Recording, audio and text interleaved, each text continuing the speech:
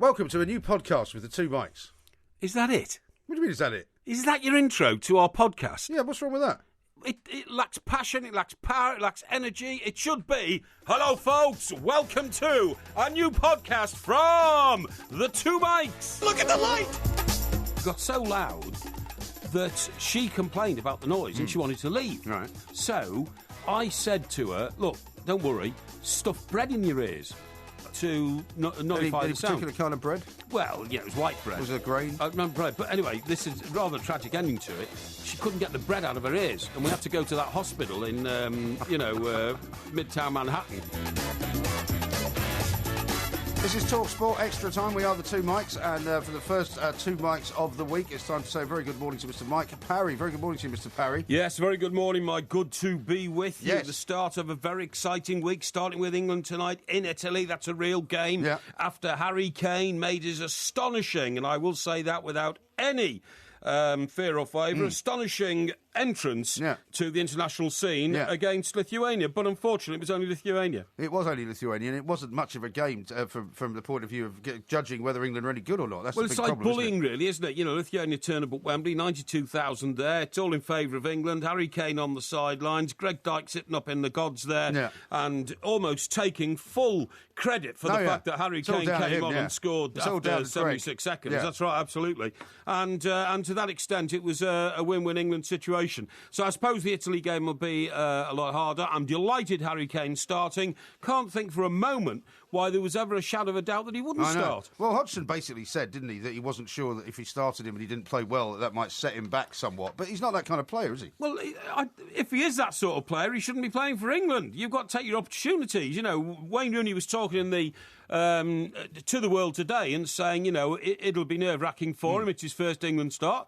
Wayne Rooney was 17 when he started for England. Yeah. You know, and he led the line with Francis Jeffers. Right. And you, if you're the sort of player who should be playing international football at the highest level, you don't have nerves. You just greet them as opportunities. That's why I find it astonishing that some players are not available for the game because, you know, they don't want to. We listened to Paul Parker earlier. He said, you know, they're playing in Turin, they're playing at Juventus Stadium. Why wouldn't you want to play in that game? Yeah, exactly. And that Juventus Stadium, by the way, interesting history there. I've been to all three Juventus stadiums. Oh, yeah. First of all, it was the Comunale. That was built of concrete. That's all it was built of. Yeah. I mean, it was literally fashioned in concrete, like an architectural... Just big blocks. And round blocks and everything. Yeah. It was a horrible stadium.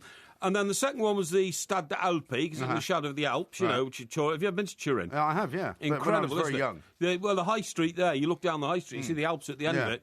And now, of course, I seem to remember we've spent a long time walking around a Turin city looking for a post office. I don't know why. Really? Yeah, I think you ought to send some postcards in those days, it was very difficult travelling in Europe when I was a kid because you had to keep changing your money. So you'd go, you know, we were driving around, so you'd go from, France to Belgium to Germany to Italy, Austria, and everywhere you went, you had to change your money. Well, if everybody still changed their money, perhaps we wouldn't have had the European monetary crisis of the last 5 years, Very you know. true. Perhaps we wouldn't still have to bail Greece out, with the greatest respect to the Grecians, the drachma. who ran into problems with their currency and... had to be supported by other currencies. I don't know why we're getting into politics because we were talking about Italy, but you started mentioning about changing money. Yeah. You know, quite ridiculous diversion to the Well, I was just telling you about subject. my time in Turin, that was all. That's what I'd only told. Well, I'm very interested in your time in Turin.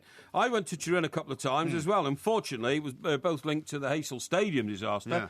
And, of course, we're not being allowed to lay wreath today, Tuesday, at the Heysel Stadium Memorial because of the commemoration of it, which the Italians say would rather deflect from the solemnity of the... Well, you've got to remember, the problem at Heysel, mate, was that the only people who died were Italian supporters. Yeah, right. It wasn't as though fans from all denominations in terms of countries died. It was just the Italian supporters, and it was, a pretty shocking thing for their country. Obviously a very shocking thing for their country, so we have to accord with their wishes. Now, getting on to the football scene and sticking on the football scene, I'm getting loads of stick. Yeah. Because it was said that on Saturday afternoon, I was tweeting out and getting quite worked up about Wales over in Israel. Wales were fantastic, weren't they? They're fantastic, and Gareth Bale and all that. And of course I was. Because... Well, I said this on Friday morning, that it'd be much better to be a Welsh supporter this weekend than an England supporter because, it's a big game for them and a very exciting one if they win it, and they did. Much more competitive game. Right. So what happens is, of course, they go over there and they win, and Gareth Bale is king of the castle. Star of the show. He's had a few difficulties at Real Madrid in regards to his role at the club and his relationship relationship with the fans. Doesn't get that when he plays for Wales. He is, the superstar of superstars. The talisman. And he endorsed that, didn't he, by scoring twice. Now, the argument that was thrown at me then on Sunday was, why aren't you so supportive of Scotland? Well, why weren't you? Well, I'll tell you for two reasons. Firstly, Scotland were playing a team that are more British than Scotland. What, Gibraltar? Of course. How's it more British than Scotland? How do you work that out? Because Gibraltar is a British outpost. Right. When you go to Gibraltar, people take pride in saying, have you seen our red letter box? Well, it's not part of the United Kingdom, is it? It is a British protectorate. Have you seen our new red letter box? Yes, that's very nice. Look, here. The kind you jump over, you mean? Yes, that's right. Yeah. The kind I jump over. Here, do you want to see our new currency, which just came in this morning? I said, well, it's the same as the English currency. Yes, that's exactly what we mean. Right. We love British currency. In Scotland, they don't always use English banknotes. They sometimes use Scottish banknotes. They do sometimes, yeah. But they don't use them in Gibraltar. No, Gibraltar, there's no Bank of Gibraltar banknotes? No. They just use English banknotes. Okay. It's perfectly normal.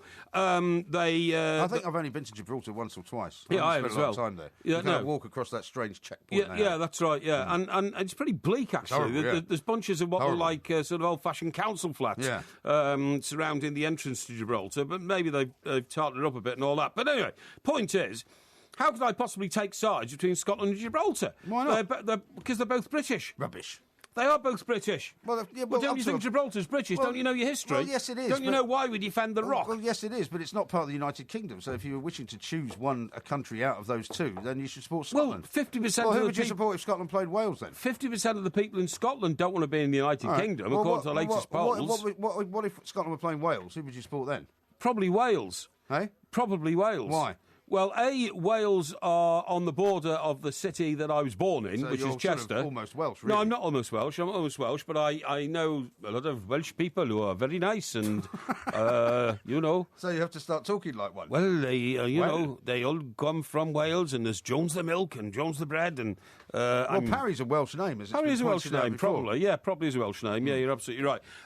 So I would probably support the Welsh because Scotland's much further away. I see. And I don't know the Scottish culture as well as I know the Welsh culture. Have you ever been to the Eisteddfod? No. It's the huge Welsh celebration of their nationality and their culture and all that kind of stuff. Fantastic. Yeah, they used to have it in Carnarvon or something like that, don't they? Carnarvon, yes. Carnarvon. Or I did work in Carmarthen. Wales. I did work in Wales. Oh, yeah, of course you did. Yeah, that's right. Well, was that in Cardiff? Yeah. It was mostly in Cardiff. But I went all over. I went to Llanelli a few times. I went up north to Rhyl. Went up north. The only thing that happens in Llanelli is rugby, isn't it? Yeah, the Scarlets. The Scarlets, that's right, yeah. But anyway, look, staying on the football thing, do you know those pictures of Steve Bruce over the weekend? I did see them, yeah. Well, Steve's getting a bit heavy. People have been making a lot of them, haven't they? I think it's disgraceful that a man who moves into middle age can't be allowed to let his body weight spread a bit, don't why you? Not? Yeah, why shouldn't he? I think they should all. I think it should happen. I wouldn't be ashamed of taking my shirt off if I look like Steve Bruce. No. You probably do look a bit like Steve Bruce if you take your shirt off. I don't think you want to take your shirt off here to show me a picture of it. I don't intend to. But what I'm saying is to make fun of him and call him a whale because he was diving into water and all that kind of stuff. Quite graceful diving into water. I thought he looked quite graceful as well. I think it's a damn disgrace. And those who have been speaking out like that should wash their mouths out, in my view. Yes, absolutely. Now, I want to ask you about the Porky Jinx because you might remember on Friday morning, just as they were practising for the Malaysian Grand Prix, you very, very clearly said, Lewis Hamilton's going to walk this race. He's going to absolutely have no problem winning it. And he should have done. He's got the best car. He's got the best engine. Very shortly after that, literally minutes after that, his engine blew up on the practice run. Yes. And he wasn't able to make the first practice time at all. Then you tweeted out again over the weekend because Lewis Hamilton got pole position. Exactly. And you said you were rather derogatory to me, saying that I'd made fun of you and what an idiot and an oaf I must be because he's now on pole. Well, what have you got to say for yourself now that you didn't win it? All I've got to say for myself is you jinxed him. Any man who can come back from first practice with a blown-up engine and still get on pole in the second and third practices is a genius. And then to be steered into the pits behind the safety car by his technical team, therefore employing 3 stops rather than Vettel's 2, was badly let down by his advisors. They had the wrong tyres as well, didn't they? Yeah, well, he says they put the wrong tyres on. Surely he must have some input into that, though. No. I don't have to say. I've been trying to work out all over the weekend what exactly this tactic is. Yeah. The safety car comes on, but only because a car had gone off into the shale. Yeah. So I didn't think it was even obstructing the track, actually. Right. Apparently it was because the crane that came on was taking up track space to get rid of it. But also, don't forget, there can be problems if you've got a car that's being recovered then because of what happened in previous Grand Prix where people have been injured, you don't want somebody crashing into another thing. I've Well, just that's not told what you. you said, no. I said the crane was on the track, and it was the crane into which the previous driver smashed his car. But even if that was the case and the crane was off the track, you would still put the safety car out. Yeah, you wouldn't want there to be a problem. Anyway, but then I don't understand this tactic. I've been trying to figure it out all over the weekend, and let's face it, I know most things about Formula One motor racing. Yes. Some people have suggested it might be the quiz subject this week. Let's do it. Formula One? Formula One is fine by me. Formula One as a quiz subject? Formula One and its history, okay? Yeah, that's fine. You're an expert on it.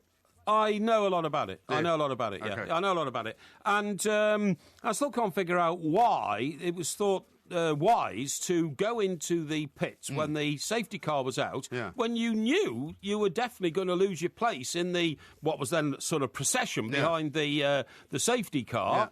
To Vettel, a man who is immensely dangerous. They thought they could make the position up. Well, I don't get it. I don't know why they went in the pits that early, because unless they thought that, take advantage and make a very swift and what they would see as technically brilliant change to the tyres or something like that. I don't know. I just don't get it. Yeah, I think you jinxed him. It's simple as that. I didn't jinx him at all. He was let down. He was let down by his team. When your background team, when your backroom team is letting you down, there's not much you can do except soldier on. But it happens. It's donkeys led by lions. Yeah, that's right. It's the wrong way round. No, it's lions led by donkeys. Yeah. That's what it is. He's Mike Porky Parry. I'm Mike Graham. We are the two Mikes. More coming up.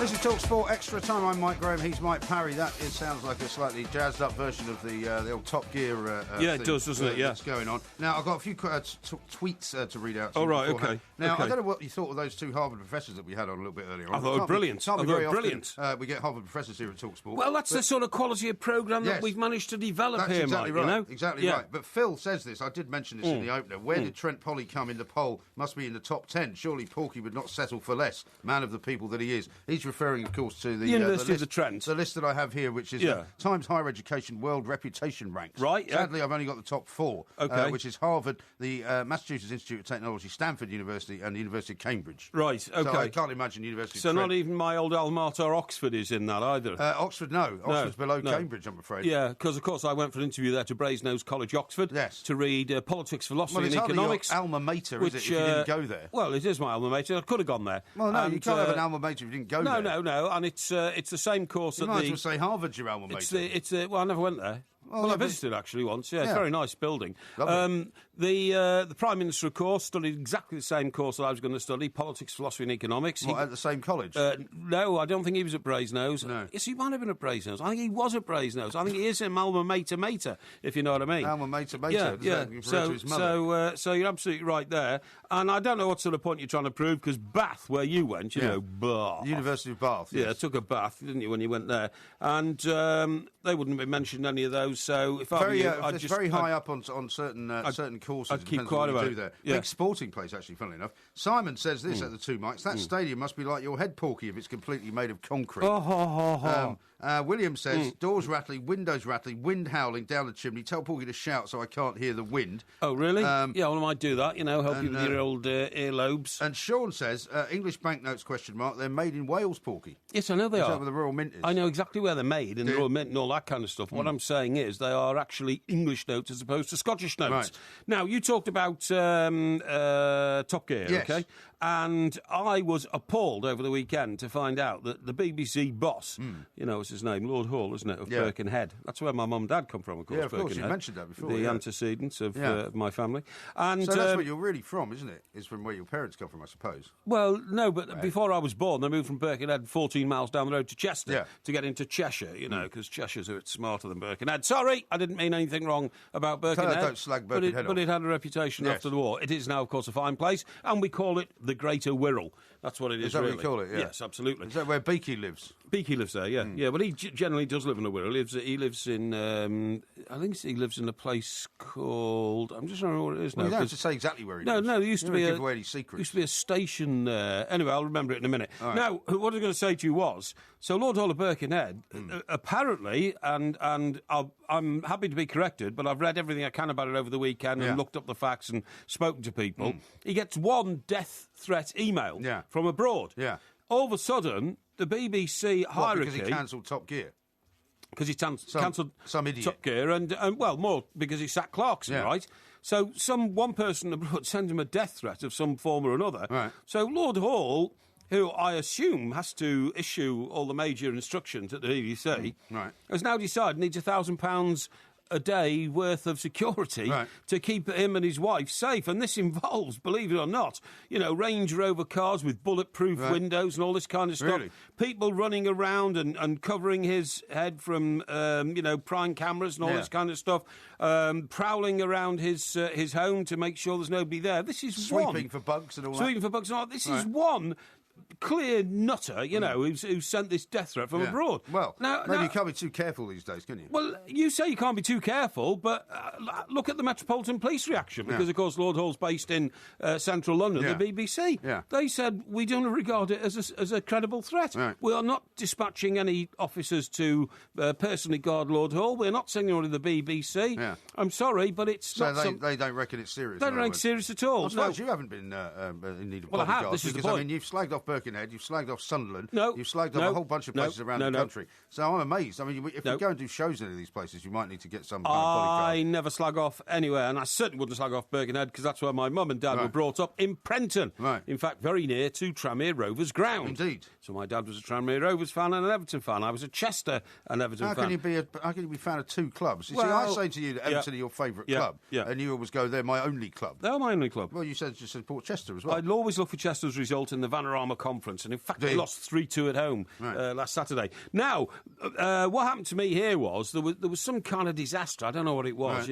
Something shocking happened, and people were getting killed, and it was. I think it was one of these crazed men going into a school or something like that. Something really horrible, and of course terrible sympathy for the victims.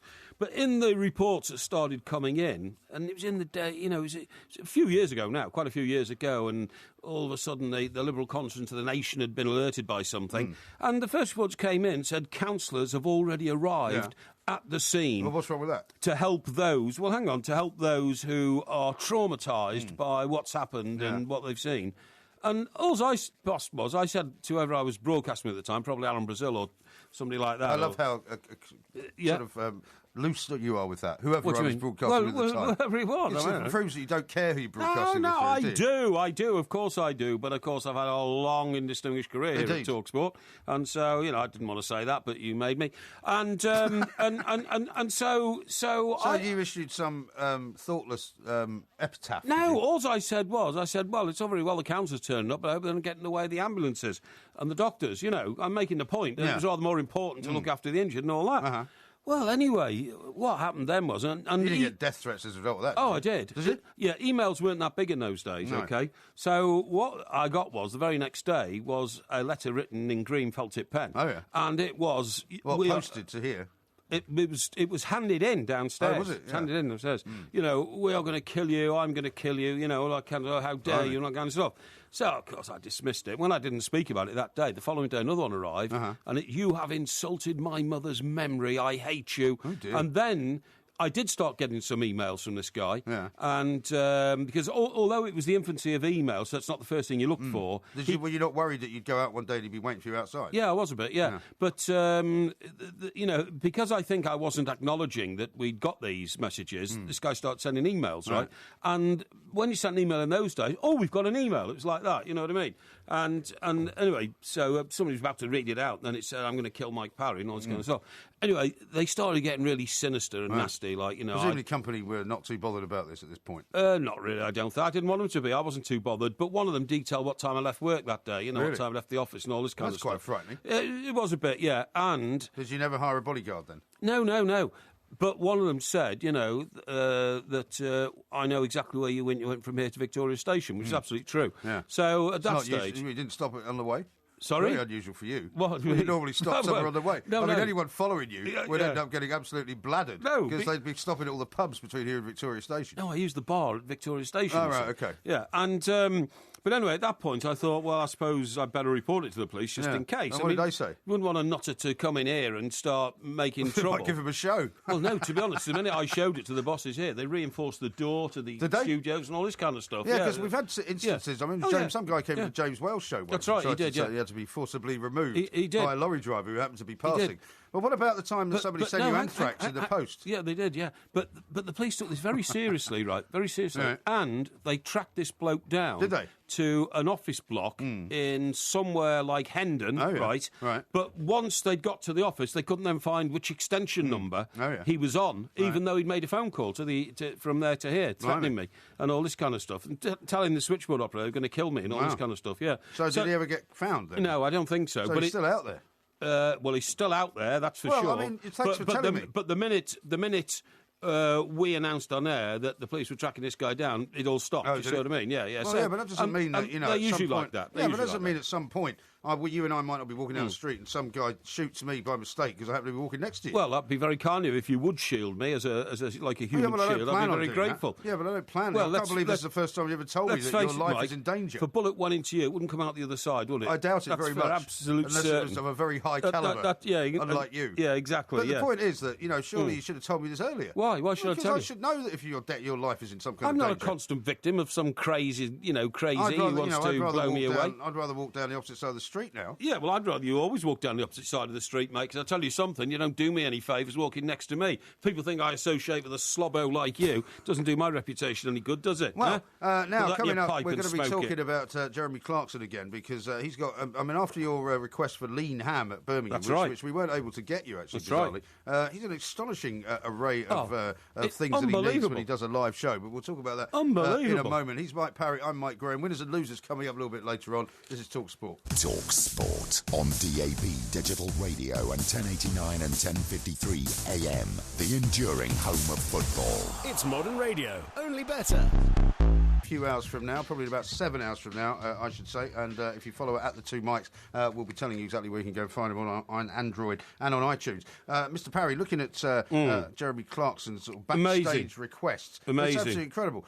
For every show that he does, he wants over 20 bottles of wine, which includes Veuve Clicquot champagne, Cloudy Bay Pinot Noir, and Sauvignon Blanc, which is very nice. Cloudy Bay again. Alongside his favourite Chateau L'Herbe rosé. Yeah. They also require 24 bottles of Peroni, Bombay Sapphire gin, with the necessary gin and tonic making material, and a fridge and lemons or cooler cabinet with at least 4 shelves of the green room. And this is all found out because they have to cancel these shows in Norway or somewhere. Yeah, they've got to cancel these shows in Norway, so they cancel the order. But it goes on. They want a PlayStation 3 with 2 controllers, right? Plus Call of Duty game, an iPod docking station. Do you think we're missing out on this? When we're doing live shows, I think we should start demanding a bit more special treatment. Well, you've forgotten this is the first time we've come to air since we announced on social networking on Friday and Saturday that the next show we're doing is at Portsmouth, Guildhall, folks. Yes, it is, yes. On, when is it? It's May the 30th. May the 30th, that's right, yeah. That's what you told me, anyway. That's right, yeah, which is a Saturday night down in Portsmouth. It's going to be absolutely wonderful. We're looking forward to seeing you all. It's a fantastic auditorium. I was down there over the weekend, Friday and Saturday, and we honestly can't wait to get going down on the South Coast, so I hope you're going to join us. The other things that they want in their dressing room, which we won't get in our dressing room in Portsmouth, but we don't mind because we are performers... Are we getting a dressing room? Will there be one? Yeah, we get a dressing room, yeah. Performers for the people. They wanted 2 decks of cards, a game of Scrabble, Pictionary. What's Pictionary? Pictionary is a game, it's a board game, but what you have to do is you have to draw something for your partner and they have to guess what it is. Well, you mean like a mind game thing? Funnily enough, when my dad was in the latter stages of dementia, and he would always must have been hard to play Pictionary with him. It was quite hard to play Pictionary with him. He's a very good artist, though. He's very good at drawing. But every single time he was asked to play, and my mother would hand him something, he would just draw a dictionary. because he thought that was what the game was. So dictionary, not Pictionary. Yeah, so every single bit harsh, time, isn't it? So every single You're not time, laughing at your demented father, well, it was are you? funny. Yeah, we were all laughing at it because actually it was quite amusing. Because every time he would draw something, hang on, let me get this right. He would draw something. He'd be going, "What have you drawn a dictionary again for?" You know, it's not a dictionary. The game's called Pictionary. So in the Graham household, you're all sitting around there. Your father's on his last legs and his dying not quite days. on his last legs, no. And he illustrates through not understanding what you've told him that he is demented. Yeah. And the minute that he illustrates this, you all go, ha, ha, ha, ha, ha.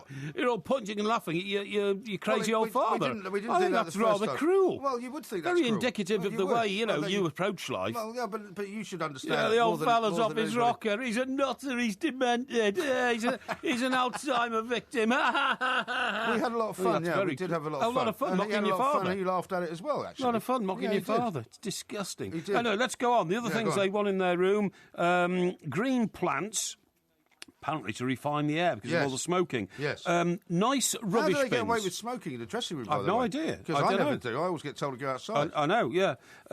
Nice rubbish bins, that's a stipulation. Yeah. Nice rubbish bins. Yeah. They would be made by Addis, probably. Do you know my dad worked for Addis for 10 years? Well, I worked I worked for Richard Addis, who was the editor of Daily Express. That was his family. Was that right? Yeah. I didn't realise that. That's why they were so wealthy. Good God, I didn't know. My dad slaved away. That was the brush company. Yeah, well, that's right. Because my dad slaved away for years. He worked for them, did he? Yeah, he was the Merseyside representative for Addis. Right. And Did he go around with all the brushes then? Oh, trying to sell them door to door. These huge black cases made of don't know what they're made of, sort of metal or something, and they're full of all sorts of things. You know, not just brushes. I mean, brushes are the main thing, but things like dustpans, plastic bowls, dustpans, colanders. Yeah.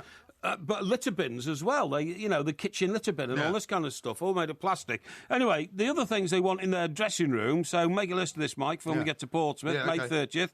Nespresso coffee machine, white porcelain tea mugs, black tea mugs, steak knives. Now that's an indication, isn't it, of mind you, the steak was the reason he ended up getting that about to say because he couldn't have a steak when he got home. Right. Ashtrays. So once again, some indication there that for some unknown reason these people are always smoking. Maybe because it's in Norway. Maybe they're allowed to. Or something. Yeah, maybe a corkscrew and a bottle opener combined. Yeah. Lighters again to light their fags. Yes. You know. Cigarettes. Packets of Marlboro Lights, Camel Lights, Marlboro Menthol. Now, I used to do this stuff must cost a fortune. I know, yeah. I mean, whoever's putting this show on must be spending about 10 grand just on supplying the dressing room. You're absolutely right. I used to smoke menthol cigarettes, but, only one or two. No, you don't smoke at all, I don't smoke at all. No. In addition, get this. I mean, it goes on this list, and it's worth letting our listeners know. A toaster, a kettle, an iron and ironing board. I hope it's cordless. Yeah, cordless kettle, that's right, yeah. Orange bean bags. Table linen, a coat stand, but not a rail. So that'd be a self-standing coat stand. Okay. Sort of thing that Gilbert O'Sullivan would take on stage when he was playing I never his saw piano. Gilbert O'Sullivan on stage. A little while from now, I don't know if it's how. That's not the words. No, but that's Gilbert O'Sullivan. Yeah. And I've noticed, by the way, because I take note of all the theatre tours now, because one of these days you and I are going to be listed in there, the old two mics, and he's on tour, Gilbert O'Sullivan, at the moment, yeah. And I haven't heard about him for 30 years. No, I haven't either. Right, coat stand, a men's Dove deodorant, right? What sort of deodorant do you use, Mike? I think it's Gillette or something. I don't know. I'm not sure. Mine is an odorless. I've got a Molten Brown one as well. Yeah, but that's a small roll-on one. Yeah, well, you don't use that much because it's very expensive. Well, no, I have very expensive toiletries. There's a Molten Brown shop in Gunwharf Keys, down in Portsmouth, near where I live. I like Molten Brown. And it's next to the Nike store. Oh, yeah. And you got those funny shoes. I went and changed them on Saturday. Oh, you did? Yes. Oh, you finally found a replacement pair? No, because when I got home, I found that a size 9 written on the side of the box is not an English size 9. Right. It's an American size 9, and I needed a size 10. Right. So I couldn't get them on. Okay. So I've got to take them back. So now you've got to take them back. So which ones have you got now? They're just ordinary black ones with Velcro traps? No, they're no Velcro traps. They're really great cushionaire ones. Velcro traps? No, they haven't got any traps or straps. No, sorry. they're cushionaire things, you know what I mean? Yeah. Brilliant things, but they're too small. So have you never even been to the Molten Brown shop to buy some stuff for you there? No. Anyway, let me just finish here, because the deodorant I use is a roll-on, and it's from Boots. You can only buy it from Boots, and it's non-perfumed. It's one of these hypoallergenic ones or something? Well, it's non-perfumed, but it's for very delicate and sensitive skin. Is that what you've got? Yeah, I've got very delicate and sensitive skin. Anything that's delicate and sensitive about you. Well, I'm not going to go into that because you're usually getting insulting. Right, men's Dove deodorant, toothpaste. Well, yeah, we're on toothpaste. Hair wax. No, I wouldn't put wax in my hair. You don't put wax in your hair. I do, actually, yeah. Well, not so much now that I've had it cut. When it was long, that was why you used to always think it looked greasy. What a floozy. What a floozy. Floozy, you just called me. Yeah. You just called me a floozy. Yeah, a floozy, yeah. Shower gel. Well, you need, before you get shower gel, you need a shower. Well, I presume they have a shower as well, then. Did we have a shower in Birmingham? I think we did. We did. Yeah, there was one, if you wanted to have one, Yeah. Hand soap and a McDonald's nearby, for which they insist on having an outrider available to them at all times to shoot off the McDonald's and get a quarter-pounder. I don't know how long they spend in this dressing room. Exactly, I mean, they've also got lunch and evening meals, hot snacks, pies, jacket potatoes, pasta, prawn cocktail, plus jelly babies, minstrels, and a cheese board. Good God. And then healthy options should include chicken Caesar, niçoise, and Greek salads, as well as a fruit bowl, Marmite, honey, jam, peanut butter, HP sauce, and balsamic vinegar. I would say that's unbelievable. Hey, listen, Poldark's going to star in the Porky Vision again this week, which is on, what night's that, Wednesday? Thursday night. Yeah. Wednesday night into Thursday morning. Wednesday night, yeah. But talking about what you've just said on cheese boards and all that, fantastic scene from Poldark last night, or the night before. Well, don't give it away yet. People haven't seen it. No. Well, it doesn't matter. That's hard luck. But do you know what they do in Cornwall, or they used to in the Poldark days? Yeah. Round about sort of autumn. The women's job was to patrol up and down the cliffs, the Cornish cliffs. Why? Well, you know, in the medieval times, or a bit later than that, actually, probably 1600s. The wreckers used to walk a donkey up and down the cliffs with a burning fire on the back of it. The who? The wreckers. The wreckers? Who were they? Well, what they did is they lured ships onto the rocks. Why? Well, because the ships got wrecked, and then you got all and you went and drowned the men and got the cargo. These were like smugglers then. Oh, yeah. Oh, well, worse than that. They used to swim into the water, and the distressed sailors coming off the ships were floundering around. They used to drown them deliberately, and then take all the cargo. You know, all the rum and all the gold, if there was any gold, and all that kind of stuff. Terrible business. But what the women do is, in the Poldark days, they spend days, if not weeks, up on the cliff, watching for the approach of huge shoals of fish. Right. And in fact, there's only one fish that ever came in, and that was called... What's a little sardine called? Sardine? No, it's not. No. What's a big sardine called then? What, do you mean like a sprat? No, it's a bit like a sprat. No, it's called something... A pilchard. A pilchard, yeah. Now, they normally come in tomato sauce, don't they? Well, they don't when they're in the sea, do they? You know, they put them in tomato sauce later. Yeah. But all these women patrol up and down, watch out, and then the pilchards come in, and then the whole community rushes into the sea with nets and baskets and everything, and they catch millions of pilchards. I mean, I tell you what, if it was happening today, it wouldn't be allowed, because they'd say that, you know, Although, do you remember that time that boat ran aground a few years ago, and all those motorbikes came up on the beach, and there was a huge issue? Amazing. Yeah, they were inside like packing cases. That's right. And people just went down and nicked them, because there's part of the law that says that until somebody's kind of declared the beach, you know, a no-go area. That's right. You can just take, because there is a law which says you can take whatever lands on the beach. Well, that was whiskey galore, wasn't it? Yeah. That was the whole plot of whiskey galore. But anyway, the point I'm making is that they got all these, and it saved them from starvation through the winter. Right. But can you imagine having... What's for dinner? Pilchards again? Yeah. What's for lunch? Pilchards. What's for breakfast? Pilchards. Ooh, what should we have? Let's go on a picnic up on the hills. Let's have some sandwiches. Yeah, pilchard sandwich, pilchard soup. I don't know what pilchards taste like. I've never had a pilchard. You've never had a pilchard? Never had a pilchard. Well, they taste a bit like sardines, but well, that's what I mean. if you like them in tomato sauce or not. I can't believe that there's a tinned fish that you haven't eaten. No, I've never eaten pilchards. What about sardines? Sardines I've eaten on toast. I like sardines on toast. What about anchovies? No, don't eat anchovies. You get those on pizzas as well, don't you? You can do, no, I don't like them. And also, I like... time, by the way. Yeah, don't worry about the time. You worry too much about the time. Also, you get sardines... in salads. I like sardine salads. Sardine salad. Yeah. Now, here's one from Ben, who's tweeted at IROMG. He says, what does Parry demand at TalkSport? A dozen codfish fingers, 2 packets of breaded ham, and a copy of Cooking Today. Yeah, that's about it. What's wrong with that? What's wrong with being a normal person? What's wrong with being, an average man in the street? There's everything normal about me. A lot more normal about me than you. Really? Out on the sauce last night in London? Yes, you were. I've seen the pictures. I was out for dinner, I think you'll find. Rubbish. Out for dinner. I'll talk you through it. Out on the razzle. Coming up next. And by the way, I've discussed your parenting skills before, and taking your young daughter out on what's basically a booze up around the Soho, the sleazy Soho district of London's a disgrace. We had a great time. Baz says, Porky, you do realise this isn't a generation game, because he thinks you were calling out all those things from Jeremy Clarkson's Rider. This is Talk Sport. We are the two mics.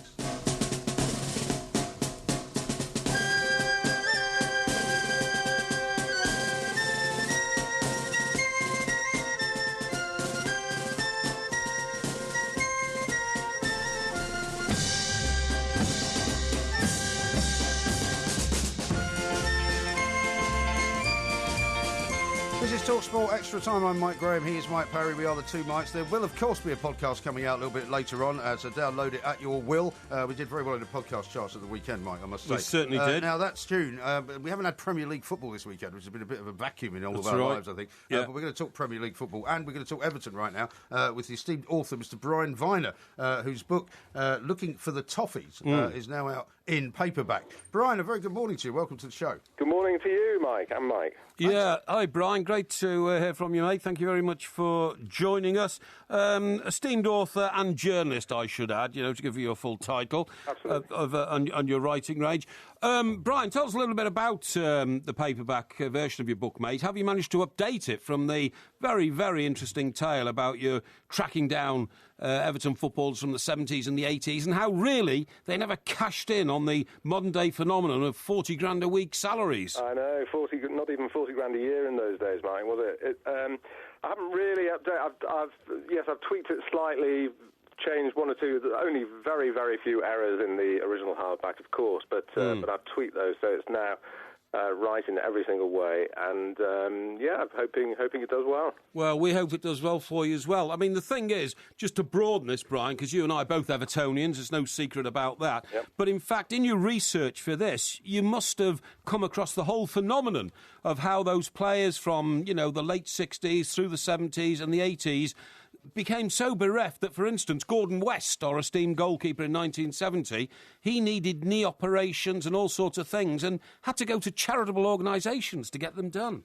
Yes, and the thing about having played for Everton, Mike, as you very well know, is that they have an absolutely brilliant organisation there, the Former Players Foundation. Yes. And it's just a model of its kind. And again, I found, talking to these players of more of the late 70s really than the 60s, although I do talk about Gordon West in the book, that they are helped out to such an incredible extent by this charity at Everton. I mean, I think a lot of clubs have it, but I think actually the Everton one is a model of its kind, and and again, even players who are not really struggling financially are helped out. If they need knees or eyes or hips looked at, it's really a remarkable thing, and they're all very, very grateful for it. There's a great tale in the book, of course, Brian, about how you can see the difference between now and then, where you've got Martin Dobson talking about football in the 70s when he didn't have a Ferrari or a Bentley, but he had a sponsored larder. Yeah. And he says, I know all the jokes. Why has a larder got a heated rear window? It's to keep your hands warm while you're pushing it.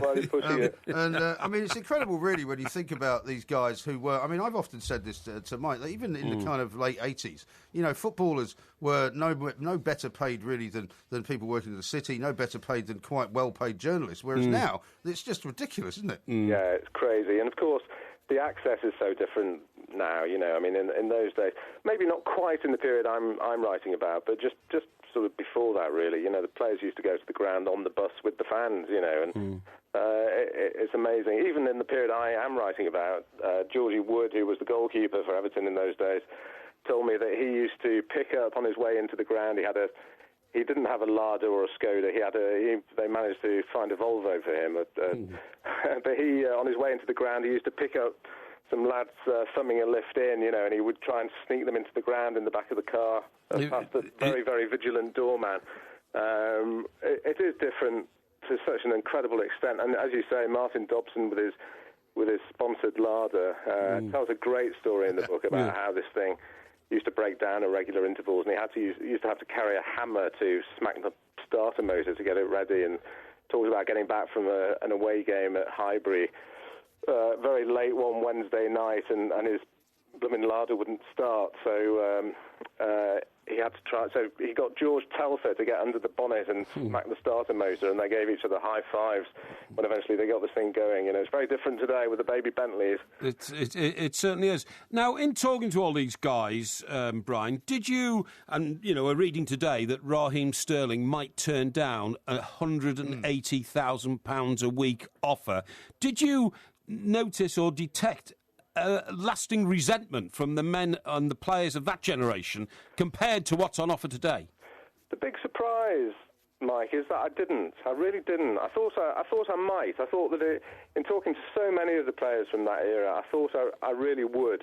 And yes, I didn't. Again and again, I got the message that, yes, it's crazy, the money that these guys are on these days, but all those fellas are glad to have played when they did. They really are. I mean, yes, a lot of them could do with just a fraction of the money that they're on now, but and Andy King, who was a great midfield player, as you well remember, he said to me, you know, you've got to put it in perspective, and actually we did rather better than the lads who came before us, you know, the Gordon Wests and the people of the Johnny Morrisseys of the late 60s. So, you know, and they in turn did better than the fellas who'd come before them in the days of the maximum wage. So, you know, they were all very sort of stoical about it, and they all have such fantastic memories, you know, that I didn't find that resentment at all. But of course, they all refer to it. I mean, it's just unbelievable now, isn't it?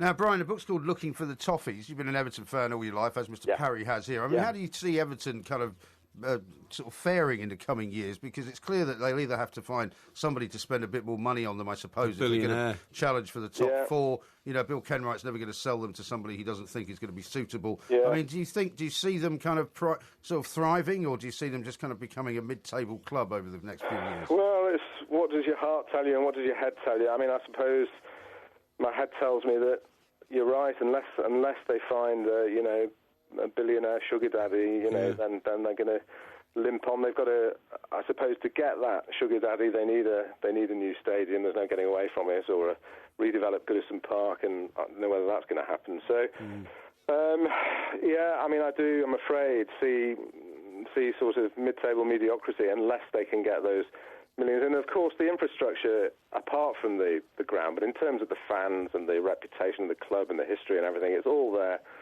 You know, so, but yeah, Bill Kenwright, I think, is an honourable guy, and he wouldn't sell just to anybody, you know, and I actually like the fact, I don't know, Mike, if you're the same, but I really like the fact that we've got a fan as a chairman and an owner. You know? I mean, it's not just a fan. I mean, I regard Mr. Kenwright as the custodian of Everton Football Club, and so does he. Although he put his hand in his pocket and you know, risked you know, financial turmoil to acquire the club, it was largely because he didn't want anybody else to run it who might run it down. And that's still the position today. When his critics say, well, he's just hanging on to it because he loves running Everton and all that, yeah, OK, but he hasn't enjoyed a game for 10 years that he's been chairman because of the stress that's involved. Absolutely. I take him as the greatest custodian the club's ever had, and has really steered us through some choppy waters, and when in an era when you've seen, you know, clubs like Portsmouth go to the wall, Leeds United almost go to the wall, Nottingham Forest disappear from its elevated status as European champions. Rangers, of course, in terrible financial turmoil. We are still there, never been relegated in my lifetime, and I have to say I'm one of Mr. Kenwright's admirers. Yeah, no, I completely agree with you, Mike, and he does get a lot of stick, but you know, if you look at, I mean, you mentioned Nottingham Forest, you know, going back to the period I'm writing about in the book, I mean, that I concentrate very much on the 77-78 season, and that was the season in which Forest came up not as champions from the old second division, but as limped up really in third place, and then promptly won the league title because they had you know, what they needed was an incredible manager who was able to put together a very, very good side.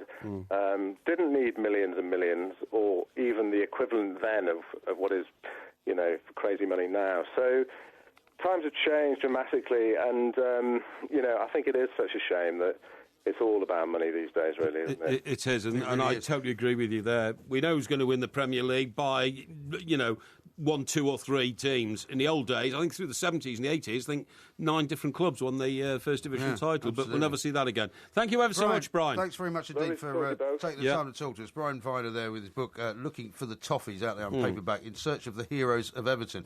I suppose if you're writing that book from this season, it'd be very small, wouldn't it?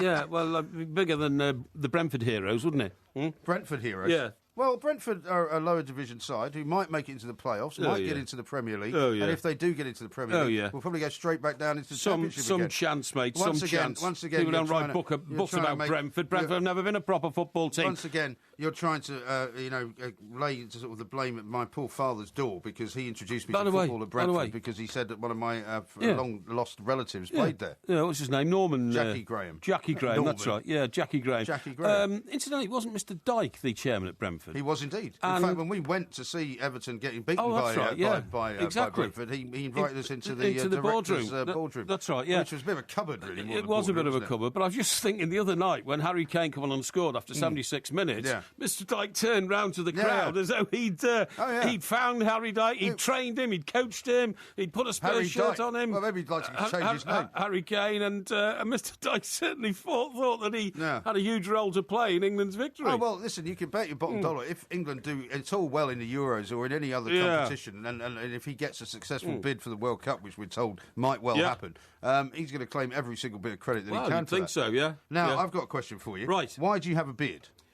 I have a beard because when I was about 22... I spent the night with a girl who was not my girlfriend after meeting her in a nightclub. What do you mean she wasn't your girlfriend? Well, I saw my girlfriend at lunchtime the next day because she was a secretary in town. She was a sex victim. No. In an office near to my newspaper office. You just met this girl somewhere in a bar? No, in a nightclub. In a nightclub? In the King's Disco in Chester. Right. It's everything called the King's something in Chester. It is, absolutely, yes. Sounds ridiculous, King's School, King's Disco, yeah. And went home with her, and then the next morning... What, to her place or your place? To my mate's place, actually. Because his parents were away. Yeah, that's nice. Yeah, that's right, yeah.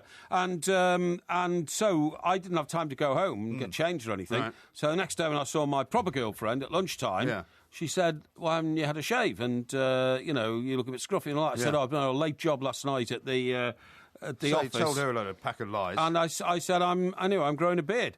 And I've had a beard ever since. Really? Literally, yeah, from that day. So it's covering up all the untruths of your life, in other words. Yeah, it was an untruth, that because I can tell you that there's a publication called Evolution and Human Behaviour, which has just published a massive study which has been done by the University of Western Australia.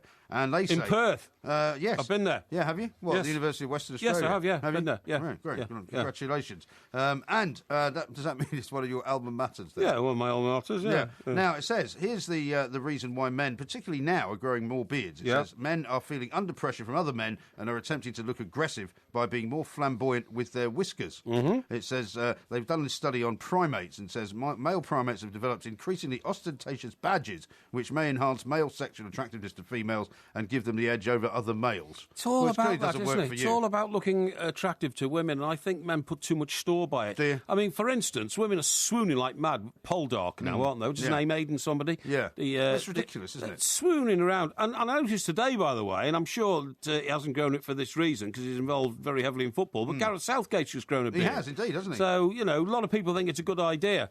I tell you who's got the most impressive beard. Jeremy Piven, is it? Mr. Selfridge. Oh, yeah. Yeah. Piven, isn't it? Piven, yeah. He looks pretty good. Does he? With a beard, I think, he's playing a historic character. Here's what monkeys do, though. Orangutans have cheek flanges, elongated noses on proboscis monkeys, upper lip warts on golden snub-nosed monkeys. Why are you telling me all this? Because this is what they're saying is the same as a beard on a human. How could that be of any interest to me? Well, because, one, you love monkeys and apes and all that. So yeah, well, I do, actually, yeah. But I'm explaining to you why you have a beard and what See you that think poor it does little for you. Paddington Bear that was released over the weekend, by the way. Paddington Bear's been released? Well, no, a Paddington Bear. No claws, no teeth. It's horrible. Really? And it was in a dungeon in... Is he from Peru? No, he was South American, definitely, yeah. Really? It's horrible. On digital radio and 1089 and 1053 AM. Talk Sport. Sport Extra Time. I'm Mike Graham. He is Mike Parry. Of course, there will be a podcast coming out a little bit later on. England are playing Italy tonight. It's live on Talk Sport. It's only a friendly, but Roy Hodgson's got high hopes, of course, and Harry Kane is starting the game. Now, I came across this story over the weekend, Mr. Parry, and I thought of you because I thought, as much as, we know that you like to spend quite a bit of time taking yourself out for lunch, because I saw that you put up a... Take myself out for lunch? A Toby Carvery or Wetherspoons or something you went for. You put the receipt up, didn't you? Yes, on Friday. On Friday, right? Just to prove that I'm a man of the people, OK? Yeah, well, I don't believe the receipt for a start, because the receipt said, something like 1 glass of wine and some fish and chips. Yes, right? yes. Now, there's no way you had 1 glass of wine with your fish and chips. There certainly is. I don't think so. Certainly is. Now, anyway, here's an idea for you, right? Because according to a piece in one of the papers at the weekend, she is witty, beautiful, and bathed in an aura of mystique. Her singing voice is like honey, and her late-night text messages read like love poetry. Sounds great. The feedback from clients is unanimous. Nicole Yang is the perfect fake girlfriend.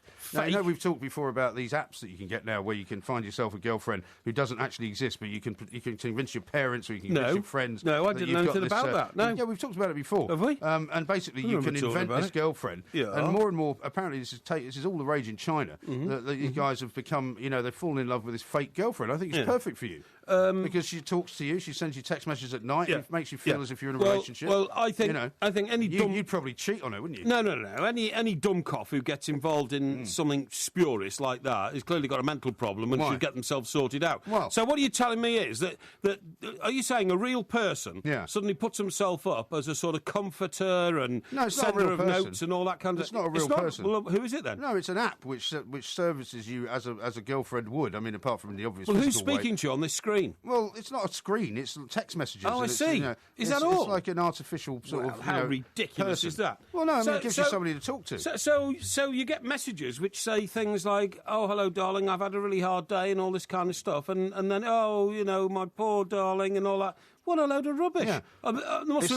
Where's this originated, this country? Well, it's in China mostly. Well, there must be a lot of people who are, a little bit unbalanced in their attitude to social relationships in China. But it's not about sex. It's just about having somebody to flirt with. I didn't say it was about sex. I didn't say you did either. I'm just saying that this is what it's about. It's about sort of, having somebody to talk to, having somebody that you can exchange ideas with. Do you think anybody would ever admit to that? Go to work next day and say, I had a really lovely conversation with my girlfriend last night, except my girlfriend's not my girlfriend, she's a robot. Well, the point is you're not meant to admit to it. The point is that you make out that you've got this girlfriend. So when you get a text message, you're at work, and somebody says, "Who's that?" You go, "Oh, it's my girlfriend." Don't you remember Nicole Yang? Don't you remember this? Remember when you were about 14, you used to go to school, and there was always a kid in the class who boasted, "Oh, I snogged a 17-year-old last night." Really? Don't you? No. You remember that? My school wasn't like that. Yeah, my school was like that. Yeah, your school was full of reprobates. Well, it wasn't trying actually. to outdo each other in the kind of art of the morals of an alley cat. No. You just admitted to cheating on your girlfriend. What do you mean? You've just admitted to it. Well, I mean, you are... That's why you grew a beard. You just told me. Hang on. You are hardly a man to sit there and pontificate on the adulterous, disgusting way of life that you pursue. That's the difference between you and me. As an adult. I don't pontificate about it, but you do. You don't pontificate because you're ashamed of your track record. I'm not ashamed. Quite disgusting. Absolutely Running not. off to Singapore with a woman while your wife, who was still married to you, was battering down the door at the Daily Mirror telling the owner to sack you because you're a reprobate. I mean, what kind of a record is that? They wouldn't have any journalists left at the Mirror if they sacked them all for adultery. Well, look at that. You've just stained the careers, the identities, the reputations. Or indeed any other newspaper. Of a body of very good men. I think that's despicable. Anybody from the Mirror listening to you now... I'm sure it's very different now. Going to be very happy about it. Obviously. But, I mean, that's a stupid system. Here it is, look. Yang will send pictures of herself or the food she is cooking at night. Most are happy with an intense to and fro of text, social media posts, and the flirty banter of love. Ridiculous. See, when was the last time you engaged in the flirty banter of love? The flirty banter of love? I mean, last time you engaged in that, you took an advert out in the Times, right, for your illicit girlfriend who was married to somebody else at the time. No. Where you told us you looked very nice in lingerie. In a verse. I often... involve myself in the banter of love, not the flirty banter of love, but the banter of love. Because love comes in many forms. Yeah, love comes in many forms. Love does it. Love is, as John Lennon said, love is real. John Lennon. Real is love. Can we do a show without you mentioning John Lennon? He wrote a song called Love, you know. People have said they want the Porky Bingo to return, Love is wanting, to be loved. This is all, Lennon lyrics. You're just quoting from him now. Well, I'm just telling you what, he was one of the world's great philosophers when he was alive. He stopped World War III. He ended the Vietnam War. He brought down the Berlin Wall. So I think it's very credible to quote a man like that who's got that sort of track record. I bet you're the sort of guy that when you are involved in the flirtatious, the banter of love, say flirtatious. You probably do send John Lennon's quotes and pretend they're your own. No, right? I don't. I bet you do. That's exactly what you would do. I don't, because the sort of people that I engage in that sort of conversation with... Imagine there's no heaven. No, don't be ridiculous. People I mix... I know you do that. People I mix with in those sort of circumstances are very intelligent people. I did once, actually, funny enough you should say that, I did once try to impress a girl when I was about sort of 15 or 16 that I spoke Spanish. And she said, say something to me in Spanish. Yeah. And because Abbey Road had just come out, I quoted, Cuanto para mucho mi amores. But you didn't know what it meant, though, did you? No, well, I sort of Quanto, that means probably how much, Quanto para mucho, how much do you love me? Well, you think you might have worked out what it actually said? Yeah, how much do you love me, my friend, or something like that, I thought, you see. And was she impressed? And that's in the song Cuanto para mucho, mi amor. Isn't that on Abbey Road somewhere? I said it's on Abbey Road, yeah. Is it Here Comes the Sun? No, it's not on there. You know, I can't remember. It precedes, mean Mr. Mustard sleeps in the park, shaves in the dark. So it's the line before that. Whichever song is before Mean Mr. Mustard is Cuanto para mucho. But you still don't know what it means. Eh? And so did it help? Did you imagine? Yeah, I think it was quite impressive. Quite impressive at 15 when you think you've got a bloke there who's, you know, fluent in Spanish, particularly in Spanish love talk. Yeah. I think that's, I knew you'd be that's pretty impressive. Now, talking about that sort of thing, did you see that story in the paper this morning about the swinger dying at the 007 orgy? It was amazing. Quite a few people were tweeting me about that after your claim last week about James Hunt and the mass sex parties that you used to have. Yeah, the mass sex parties. Yeah. But, I mean, it was quite astonishing. Do you know what I felt sorry for? Presumably the man who drowned in a pool. Well, yeah, I felt a bit sorry for him. He went in and apparently didn't realise it was 9 feet, and next time anybody looked, he was lying literally on the bottom of the pool. Yeah. So that indicates to me that his lungs had filled up with water, but his body became heavier than water, and he was sort of, you know, rooted to the bottom of the pool and sadly died. It's an unfortunate choice of words. Yeah, but if you look at the behaviour of some of the people in that house, you know, I mean, people being found having physical sex. Well, like full sex? Well, like full sex. In corridors. Apparently, at this place, they actually park a couple of stretch limos outside, and people like to go into the back of the stretch limo and have sex. Well, you know, whatever because it's different, all this kind of stuff. It was held in Stockbroker Belt Mansion. Yes, but in Hertfordshire, not that's north of the M25, not Surrey, which is south. That's where the phrase comes from, isn't it? Yes. It's a tabloid phrase, Stockbroker Belt. Stockbroker Belt, that's right. But funny enough, the headline on that, when I first saw that story, was 007 or something, wasn't it? What did it say? It says on the front page, swinger dies at 007 orgy. Exactly, that's right, because it was a 007 theme. Yeah. But actually, the previous day, there was a much more serious paper, so it must have been Sunday or maybe even Saturday, of a load of people who were actually working on the latest 007 film. Who went mad on a private jet that was taking a consignment of the people on the film from one location to another and got completely out of control, started trying to open doors in mid-flight and all sorts of things. And so I think it was very unfortunate that the two stories followed each other because, of course, the one we're talking about now had nothing to do with the official James Bond setup, 007 ring. It's just that they themed the party that way to make it seem more glamorous. But it did strike me as the behaviour there, Mark. I mean, you know, as being outrageous. Utterly outrageous. Yeah. You know, what do they call it? Swingers. Yeah. And swingers are people who go to parties as married couples, but deliberately... They don't have to be married. No, all right, but they deliberately procreate sex with somebody from another relationship. Yeah, but they do it openly, though, which is better than doing it secretly, I know, isn't it? in a quite determined attempt to say, you know, we'll have sex whenever we like. Well, doesn't that spread a lot of disease? That's what worries me. Well, not if you take well, I don't think people do. And it worries me greatly. And the fact that we have institutions like that in this country now make me feel that the moral compass is something akin to yours. What do you think? Here's one from the moral Spencer, compass is something akin to yours. It says, can we please have the John Lennon siren?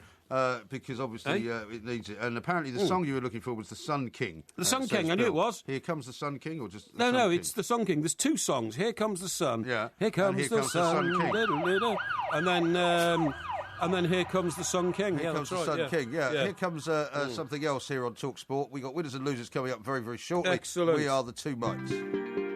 England 1, Lithuania 0. Wayne Rooney does score this time. England 2, Lithuania 0. Looks like Danny Welbeck is going to claim it. A diving header at the near post. England 3, Lithuania 0 on 58 minutes. And Raheem Sterling has his first for his country. And on comes the Tottenham youngster to take his bow. Harry Kane's England career starts here. Harry Kane has his first goal within 2 minutes of coming on for his England debut. Sterling with a teasing cross from the left. Harry Kane up at the far post, nodding it down. The keeper tried to keep it out, but it trickled over the line. And Harry Kane is off and running. Absolutely superb. Lovely cross from Raheem Sterling. What a way to imbue yourself into the England tradition. You know, it gives the manager an opportunity to see those other lads in games, and competition's really strong at the moment. There's a lot of players on the bench who, you could put a case forward for starting. So, it's a great opportunity for whoever's picked. Pirlo stands over it, space into the area for Marchisio! Italy lead, a very well won set piece. Claudio Marchisio drilling one in from the edge of the day. It'll be a case of obviously all the homework, all the videos and all the meetings, saying fingers crossed, good result, good performance. Then we get to look forward to the international friendly. We like to choose good international friendlies, and this is definitely one of them. Balotelli! 2-1 to Italy. They just hadn't picked him up. He drifted into space in the far post.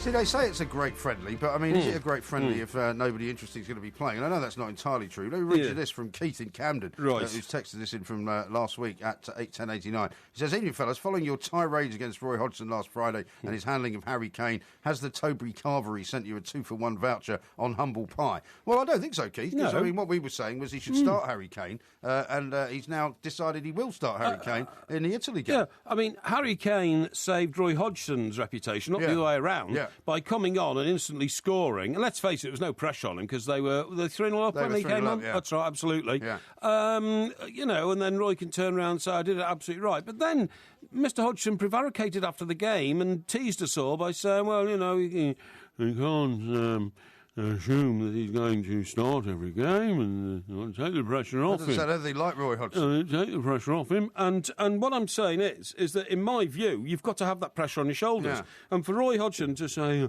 I think it's my job to take the pressure off. It sounds more like Graham Kelly, actually. No. Michael, have you been leaking stories to the papers again? I think it's my job to take the pressure off Harry Kane. I'm very happy to do that. I don't want any pressure on him. Put the pressure on me. Well, I think you should have pressure on these players because pressure is what they thrive in. And let's face it, they're going to come under quite a bit of pressure if they've got, in a competitive game, some of the world's best defenders snapping at their ankles. Well, exactly right. Now, how about this? After you said I was disgraceful to tell you that story about my father. Here's from Robert, who says, I've been in hospital for the last 3 nights with my father not well, and Mike's story about his dad playing Pictionary has put a smile on my face as we have been reminiscing about how funny they can be at times as well. He says, thanks for getting me through the night, lads. So there you go. And how about this from DJ Brizey? Okay. Porky the Spanish gigolo, Aka Juan... Oh, I can't read that out. Say again? No, he's trying to catch me out there. Oh, to be very careful. Yeah. Luckily, I stopped it. Tried to make you say something rather rude. Yeah, exactly right. Yeah. And here's William, who says, imagine Porky hosting a telephone call-in, caller being polite, asking, how are you? Porky replying, what's it got to do with you? Well, why would I say that to anybody? That's the thing. I mean, you were giving me a hard time on Twitter today because I had a very pleasant evening out with my daughter last night. And you'd have appreciated it, actually, because not only did we do a couple of pubs in Soho and a nice Chinese restaurant, we ended up in another nice kind of late-night bar. Right. But we went to a place called the John Snow, and I thought you might know it, in Broadwick Street. Do you know the John Snow? No, I don't actually, no. And the reason it's famous is because it's built on the site of John Snow, who was that's right. The guy who stopped a cholera epidemic that's right. in the 1900s. That's right. No, and they've now got actually a water tap, a replica water tap, because there was a water tap in the street where he lived, and there was this cholera epidemic going on. And you look inside the pub, and it's got this big sign on the wall about cholera. It's quite fascinating. Yeah, quite very, very fascinating. And a lot of people, believe it or not, think it's named after Jon Snow, the Channel 4 lefty newsreader. That's right. They do. Well, it's not him. No, it's not. It's not him. It's not him. Nobody in there wearing stupid socks or silly ties or that kind of... Or smoking skunk. That's right. Or pontificating about the deteriorating situation in Kuala Lumpur or whatever. Yeah, exactly. No, totally agree. Exactly right. Okay, but thanks very much indeed for the invitation, Mike, to join you in town last night. Yeah. You might have known that you were I was at Portsmouth, weren't you? No, I wasn't. No. Well, I was having a night out with my daughter, which I very rarely have. Yeah, okay, and I didn't even invite her boyfriend. Don't you think I'm part of the team? It wasn't a work do. What do you mean it was a work do? Is an essential part of the team now to our theatre repertoire. She happens to be my daughter, right? Yes. Well, you didn't invite me to your birthday party. Which one? The one you had recently. I didn't have a birthday party. Yes, you did. You had a birthday party. Oh, well, that was in Bournemouth. That was for my family. Yeah. Yeah, well, that didn't include you. Yeah, well, this was for my family, so it didn't include you. Yeah, but we don't get enough time to discuss business outside of these studios. Yeah, well, that's exactly why I didn't want to bring you. No, I should have been the priority. I didn't want to discuss should have been the priority. No, I wanted to See, that's your trouble. You see, you're a taker from life, not a giver. Is that right? You're taking everything out of what we're doing now, be putting nothing back in. Well, I could see that nothing back in. Normally speaking, you could go and have dinner with one of your family members. members. We don't have anybody to have dinner with. Next time I'll invite you, but I wanted to have a friendly and fatherly, daughterly conversation. And if you'd been there, you'd just be rabbiting on about, business and pouring bucket loads of wine down your throat. Yeah, I probably would. Yeah. I probably would. Where was the rest? Where was the rest of your abandoned family last night? The rest of my son is in Washington DC. Yes, I know that. I'm talking about your family in this country. My other kids and the dog have gone off with their mother on a holiday with their grandfather. Where to? Over in Europe. Oh, really? Yeah. Oh, where it's about? Half term. Well, I'm not going to tell you where they are. Why don't I tell you where they are? Well, do you think the paparazzi are going to sort of chase your kids around Tenerife or something? Well, I just don't need to give away their location. I don't think there's any need for Tenerife? Mallorca, Spain? No, they haven't taken the dog to Tenerife, have they? Oh, well, I don't know. They must have gone on a ferry, maybe. Well, they have gone on a ferry, yeah. So they're on a ferry to mainland Europe. Is that good enough for you? So they're on a ferry probably from Portsmouth, then? They were. Oh, well, why didn't you tell me that, then? Well, why would I tell you that? Well, because you probably took them to Portsmouth. No, I didn't. Oh, didn't you? How did they get to Portsmouth? I drove to Portsmouth. Drove? Yeah. Drove? Who drove? Well, I think the grandfather may have driven. Oh, I see. What difference does it make who drove them to Portsmouth? Well, the point is, we had a bit of spare time over the weekend. We could have got together and discussed things that we need to discuss because, we have, increasing number of demands on our time. All you do is go off on the lash. With my daughter? Irresponsibly with your daughter. Well, how is that a bad thing? Leading her into Only you can turn that into some kind of a bad idea. Into what I would say irresponsible ways again, and I'm not sure it's good enough. No, well, what did you do on Sunday then?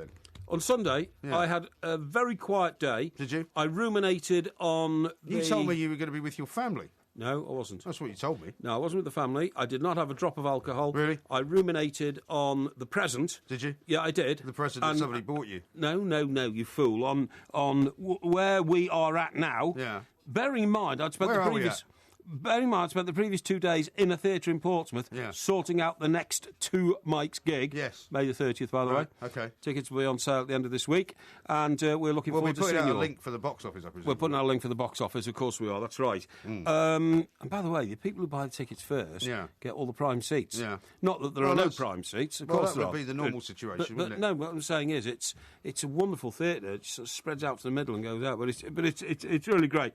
So I was sorting all that out. You may not have noticed. I mean, for instance, you accused me of being in Wetherspoons on Friday. I was actually there 6 hours, right? You were in Wetherspoons for 6 hours? Yeah, I had and lunch. You only had one glass of wine? No, of course not. Are you taking the mickey? No, that was only one bill. That's what I mean. There should be another bill. Yeah, the other bill. There probably was. But listen, I wanted to say this to you.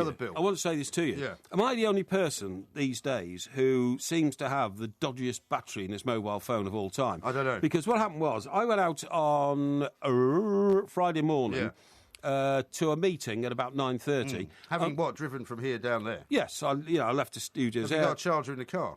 No, I haven't actually. Why did you get one? I just never thought I needed one. But anyway, so I get to Gosport and I go across the water. So from 9:30 to 12, I'm using my phone a bit, tweeting a few people, talking to a few people, catching up with a few things that I had to, and by 12:30.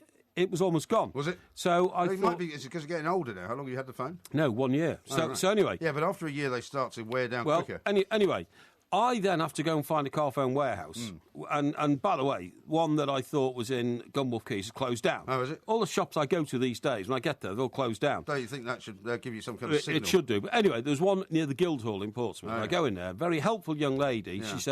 She said, that's the way they are these days. I said, is there anything wrong with my battery? She takes the back of my phone off, she looks at it, she says, no, that's a very standard battery. She said, I tell you what, you've had it a year. She said exactly what you said. We can send it away and put a new battery in it, and that will help. And I said, oh... Why do I have to send it away? Why can't they just give you a new battery? I said, exactly. I said, how long would you need it? She said, 3 weeks. That's ridiculous. And I said, what do I do in between time? She said, we'll give you a spare phone to use. I said, but it won't have all the stuff on in my phone, will it? She said, probably not. You can't turn it all over. That's ludicrous. So anyway, so I said, right. So I bought a new charger, £17.50. Right. That's okay, fine.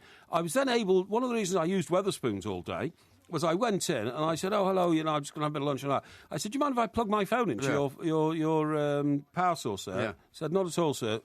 Keep it as long as you like. I plugged it in for 6 hours, and I used the phone for 6 hours. Well, how much did you drink over a period of 6 hours? Not a lot, because because the people I was talking to were important people. I wanted them to know that my diction was pretty perfect. So they didn't mind hearing the pub noise in the background. There was no pub noise. No, honestly, it's the biggest Wetherspoons pub like you're in a pub. I've ever been in. It was on about 4 floors, honestly. But it was bound to sound like you're in a pub. This is mid-afternoon now. It's gone quiet and all that kind of stuff. So So I use it as my working base. But what I'm saying if is... you didn't drink very much, then surely you're doing what you accuse other people of doing, is going to a pub, occupying a table for hours on end, and not actually doing any use to the pub. Well, I had 2 meals there. I had lunch and dinner there. Oh, right. So there could be a few receipts to be had then. There could be a few receipts to have. So you erroneously sent out one receipt to make out you'd had fish and chips for one and a wine for but one. I had at that time. I wasn't being duplicitous. So what did you have for dinner then? I had more fish and chips. So you had fish and chips twice? I did, actually, yeah. Yeah, I did, yeah. Yeah, I do. I like fish and chips. And by the way, they do them brilliantly. They boast that on a Friday, they're the biggest fish and chip shop in the world. Really? And by the way, I'm not being a publicist here for the chain of pubs, but they're doing lovely. But what I've noticed now is that when I bought this charger, I said to the girl, I said, look, have you got such a thing as a lightweight charger? She said, yes, actually we have. So the charger I've got now, I'm going to carry around with me all the time. Good. It's the only way you can make your phone available to you at all times. You should always carry a charger around. Well, you don't carry a charger around. No, you don't. I have one in my bag. Rubbish. At all times. Rubbish. I've seen you nip in and out of all these studios round here asking people, have you got a charger? Have you got a charger? No, I've got 2 chargers. No, rubbish. Utter nonsense. Why don't you go away and have another dose of fish and chips? No. What do you mean a dose of fish? You mean a plate of fish and chips? Yeah, 3. Do you know what I had on? Do you know what I had for dinner? I actually feel like a plate of fish and chips right now. I should take it to this Chinese place. I had Singapore chili crab. Pretty good.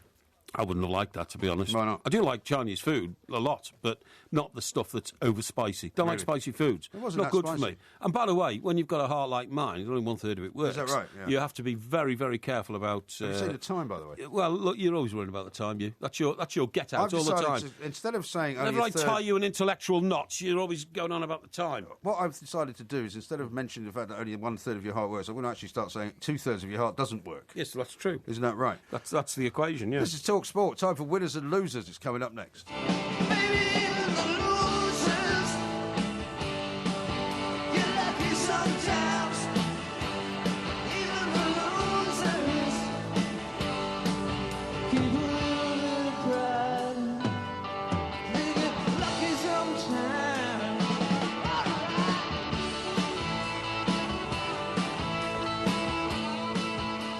This is TalkSport Extra Time with the 2 mics, and it is that time of the week where it's time to do battle. Mr. Mike Parry is here, and of course, we're joined now by Mr. Toby Gillies, who's still on the lookout for his first victory. Toby, well, that's welcome. not true, is it? I won last week. No, you didn't. No, well, I did. No, you didn't. No, you didn't. No. I did. Please do not misinform the audience. No, you didn't. It didn't register in the win columns. You had a point removed. Yeah, but I did win. For your Gershwin. No. Is that what it's come down to? I was a victor, No. and then some technicality that was wrong took a point away. That's so a bit like really, saying, I won. that's a bit like saying that a team that won a particular cup tie and was then stripped of it because they fielded an ineligible player. Well, no, won the tour. because if you fielded an ineligible player, that's a fact. Whereas you made up something that you're wrong about and decided to take a point away from me. He didn't make that up. He didn't. Would you like me to take another point away? No, for I don't care. I know I've won now. It doesn't bother me anymore. No. Well, you know what? I think Mr. Parry should go first tonight on the losers of the weekend. What have you got for us? Losers of the weekend. Yes. Right. Okay. First loser, and this is not the first time he's been a loser in my book, is once again Kevin Peterson. Pictured in the papers with Australian James Faulkner after Australia won the World Cup, the Cricketing World Cup. What bigger a snub could you say to the country that you wish to represent again than to the fact that you're there posing with the winners when England performed so abysmally in the competition? Yeah. So what he's really Without him. saying... Exactly. What he's really saying is to the England selectors, look, I'm with the guys who won the World Cup. Yeah. If you'd had me in your team, maybe we could have won the World Cup. That's what he's saying. Another attempt by Peterson to get himself back in. No, do you not have to believe in your own ability? No. Absolutely crass behaviour. The second loser. Yeah. And again, it's not the first time I've nominated these people, have got to be the Tottenham fans, because we all know now that Harry Kane is going to become a superstar, and Mr. Levy will sell him for about £80 million. Well, that's good. So they've that's lost good him. business for them, isn't it? Well, it's not good to lose your star player. It never is. On what basis is he going to become a superstar? Because he scored against Lithuania. Sorry? Is that the basis that he's going to become a superstar, that he scored against Lithuania? Well, we've got to see what he does against Italy tonight, haven't we? So you're making him a loser. No. Well, he's already the Premier League's top goal scorer, isn't he? Yeah, and at this moment in time, and this is when the competition happens between you and I, at this moment in time, Harry Kane is the best footballer in this country. He's worth about £80 million. That's the time Mr. Levy will strike. I believe Harry Kane could be on the market as early as this summer, and that means the poor Tottenham fans are losers. And the third loser, sticking with the international theme, because, of course, this is International Week, and England play again tonight, is Wayne Rooney. Because Wayne Rooney, when he lines up tonight against Harry Kane will be his 16th. He's not playing against Harry Kane. Lines up with Harry Kane. Harry Kane will be his 16th strike partner in an England shirt. Extraordinary. And that, to me, is something that Wayne Rooney has had to endure throughout the whole of his international career, because successive England managers have not been able to cope with Wayne Rooney and the genius and the brilliance that he is, and playing properly in a team. First of all, he's up front on his own. Then he's up front with Harry Kane. Then he's at the top of a diamond. Then he's a midfield player. Poor old Wayne Rooney, that's what I say. Yeah. That, to me, are my three losers. I couldn't think of a stronger three for the competition. I would say, much as the Chancellor would say at the end of his budget, I say, what does he say? He says, I commend this to the House. I commend this to Talk Sport. Yeah, well, thank you very much. I think those are all rubbish. There wasn't a single fact within there. I think they're all It was all speculation. Yeah. It's terrible for you to say that. I've got three fact-based losers. Go on, the first loser. You know what a fact is, you don't. Britain's, You're not a journalist. He doesn't know what a loser is. I'm a journalist. Sure. I know what facts are. Britain's young professional footballers. Facts are sacred. You'll know that the FA have now scrapped plans to field a Great Britain team in the Olympics in 2016. Who cares? Simply because none of the other nations' FAs offered their support. It's a disgrace that these young professional players will not get the opportunity to take part in one of the great events in the world. Team GB was started for London 2012 only, and it would never happen again. Well, yes, but they wanted to do it again because they realised what a benefit it could give to some of these young players. Yeah, but it's all a sham, isn't it? Because they end up playing players Total that are over sham. 23. And Total. so in the Well, end, you get three players that are over 23 in the squads. That's just part of the rules. Total load of boulder dash, this. Honestly, don't bore the audience anymore with them. And these youngsters are missing out. Yeah. My next losers, El Salvador's fans. Okay. I'm sure you've heard about this controversy. El Cid, then. I haven't. They had a glamour game with Argentina in Maryland this weekend. The build-up was huge, massive excitement for the El Salvador fans until the national anthems were played. The players were preparing to boom out their song. They had their hands to their chests. And shortly after the national anthem began, all of their hands dropped from their chests, and there was huge confusion amongst the organisers. And they only realised that they were playing the Isle of Man's national anthem when some of those involved in El Salvador. I didn't know the Isle of Man had a national anthem. The Isle of Man does have a national anthem. Its title is alphabetically next to the El Salvador national anthem. So a big letdown, and it really failed to fire up the players as well because they went out and lost 2-0. Rubbish nomination. Big disaster. My final one. I have to say all of these are not great. You'll have definitely heard about this. The Atlanta Falcons, the NFL team, fined $350,000, and they've lost one of their draft picks for the 2016 draft. And that's because they were playing crowd noise into their stadium during the matches last season. Nobody cares NFL in this fined country. them, big punishment, just for trying to create an atmosphere that your fans can't create themselves. Rubbish, all three. Well, to be honest, I don't think I'm going to give anybody any points. I think they're all rubbish. Every single one of those is absolute cobblers. Let's see what the winners are. You like the El Salvador one? No, I didn't like any of them. I'm taking it seriously, spend mate. more time interrupting each other than you do thinking of good winners and losers. You can't appreciate you have to up it. Your game. You're going to have to up your game. Now, Mr. Gillies, let's have your winners first. Well, my first winner is one that I know Mr. Parry will agree with, because he likes it when he thinks you're a winner if you get lots of money. Yeah. And Lewis Hamilton is my winner this weekend, not because he came second in Malaysia, because obviously that's not great success. Long term, though, he's signing a new Mercedes contract. £27 million a season. That is an extraordinary amount of money. Lewis Hamilton's a big winner. You can't call him a winner when he lost the Grand Prix. You can call him a winner. You call people winners all the time because they make lots of money. In this minute of time we're doing this competition. He's a winner because he's getting £27 million a season. Not having that. What else okay, my next one is rather obvious, but I thought it was a definite victory. UK's national football teams, England, Scotland, Northern Ireland, Wales, all victorious. All of them potentially have a great chance of qualifying for the Euros, some of them for the first time in donkey's years. Yeah. Absolutely fantastic weekend for those. What a weekend it was. All of them winners. Don't mind that one. Tom Killick is my final one. Okay. I'm sure you know him. He's the manager of Poole Town. He has a stadium ban currently, a 6-match stadium ban. Stuck his head through the window. For making comments to a referee during a game against Redditch in January. He has, though, worked a legal way around it for home games, and Mr. Parry has got this right. His groundsman, Chris Kelly, lives overlooking the Tattenham ground that they play at. He watches from a skylight and is able to then deliver instructions, and it's worked out perfectly for him because they beat Cambridge City 3-2 on Saturday and are now top of the Southern League Premier Division. But a loser for getting banned in the first place. Yeah, okay. All right. Well, there's nothing particularly hard to beat there, Mr. Parry. Well, there you go. National football teams. I've got 3 crackers, honestly. Go on. Right. First of all, the biggest winner of the weekend is James Allison. Oh, yeah. And he is the new technical director of Ferrari, who has engineered Vettel's victory against Lewis Hamilton and made Formula One competitive this season. Yeah. This boy is a young Cambridge graduate who only joined the team 2 years ago and turned them round from being losers because they didn't win a race last season, Ferrari, into the new winners, okay? The second winner, by a mile, is Gareth Southgate. The under-21s won 3-2 against Germany. That is a fantastic result. They were 2-1 down. They won 3-2. Up till they were 1-0 down, I think, as well, weren't they? Yeah, they 1-0 down, 2-1 down, and came back 1-3-2. And up until that game started, there were 2 nominees for the next England manager's job. One was Gareth Southgate, and the other one was Gary Neville. And it is now Gareth Southgate's job to lose. And the third one, this is perhaps my gem of the night, the 4 remaining members of 1D. Oh, yeah. Because now that old Zany is copped out. Zany Zane. Do you know, see, he's been airbrushed out of the latest video. I think that. Well, this is precisely the point I'm making. Now that he's gone, do you realise that when 1D now go into a concert where the pot was £2 million between 5, it's now £2 million between 4. It is. So it is all about money, then? Yes, they've got What's a wrong huge with Lewis financial Hamilton, bonus then? because when there's only 4 dividing the money, they get a lot more than 5 dividing the money. So the rest of 1D, who are all just dancers, they're not even musicians, are saying, bye-bye, Zany, get lost, get on your bike, we're going to do OK without you. It's not as much as $27 million a year, though, is it? Well, sorry, but it's the principles of it. Well, I imagine they make probably somewhere around it. Yeah. But not extra. I have to say that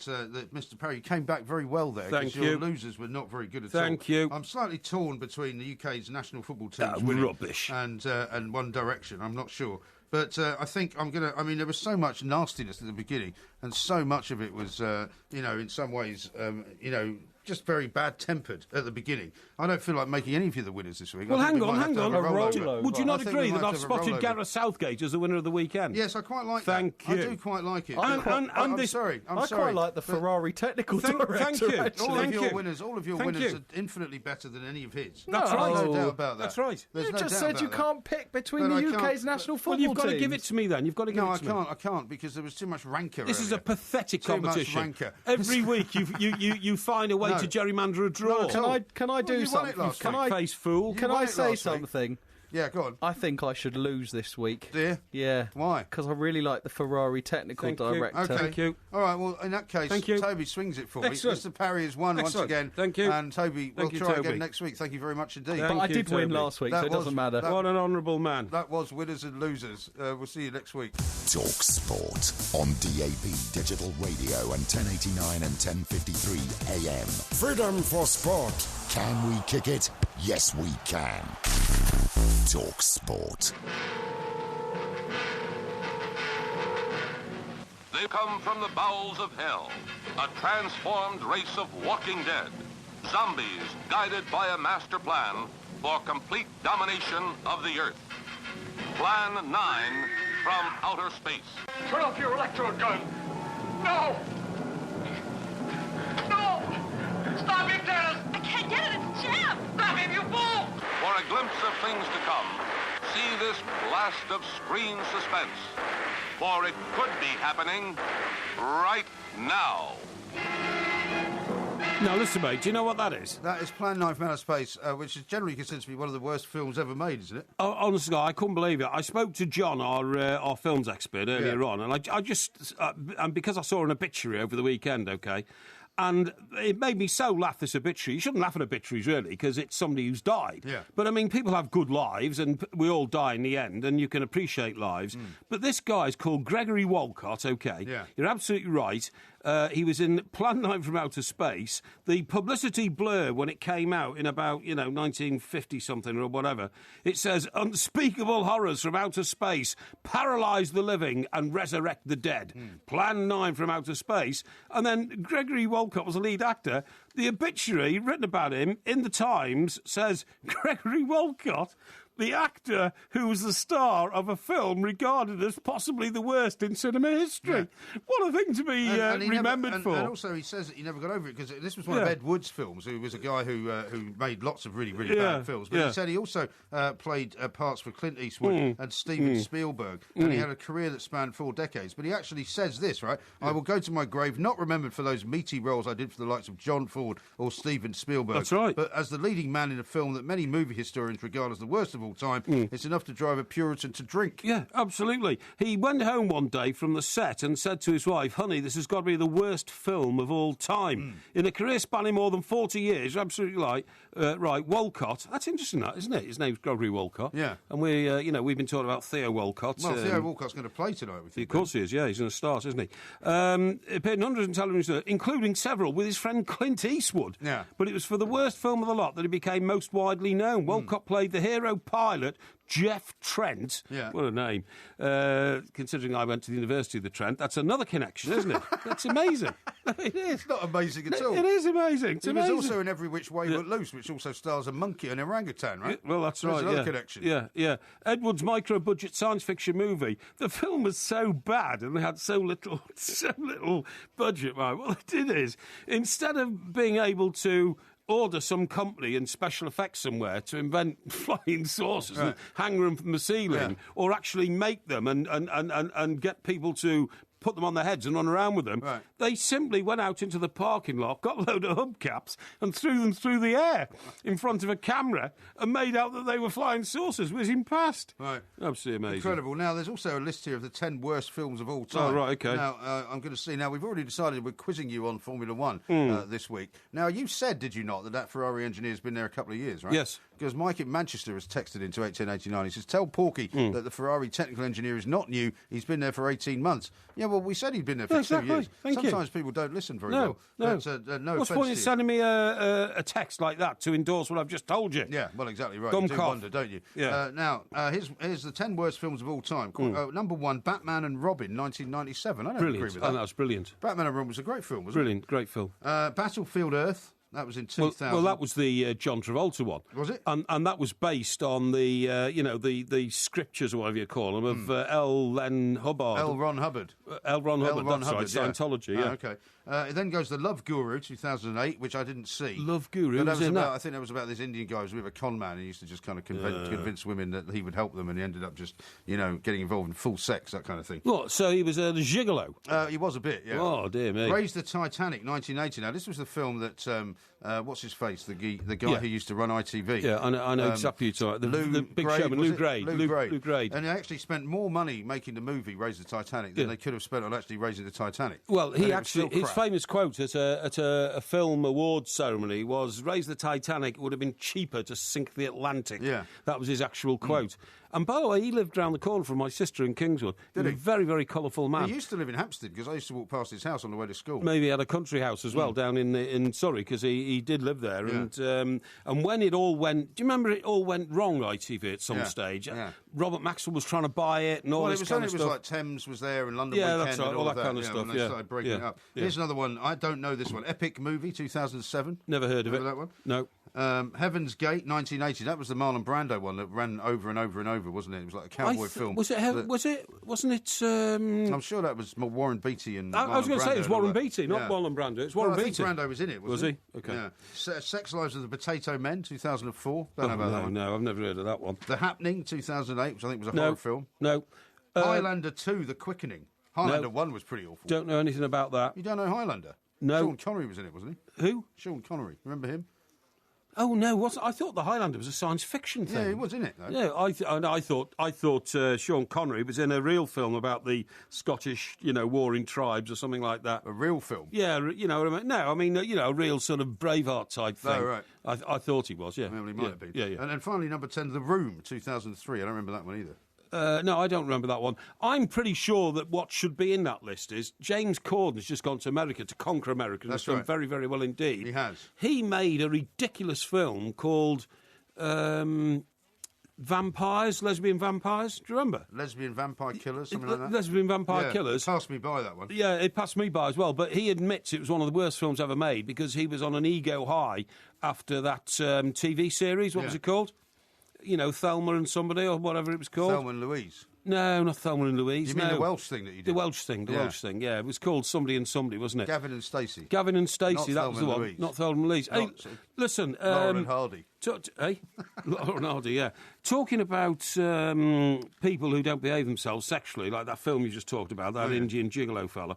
Did you read over the weekend about a preacher who he published the parish magazine, which he publishes weekly, but instead of telling people to devote themselves to God and come to the Harvest Festival service, which happens in the autumn or something like that, he wrote about his wife who's run off with somebody and said that he felt betrayed and she's disgusting and all this.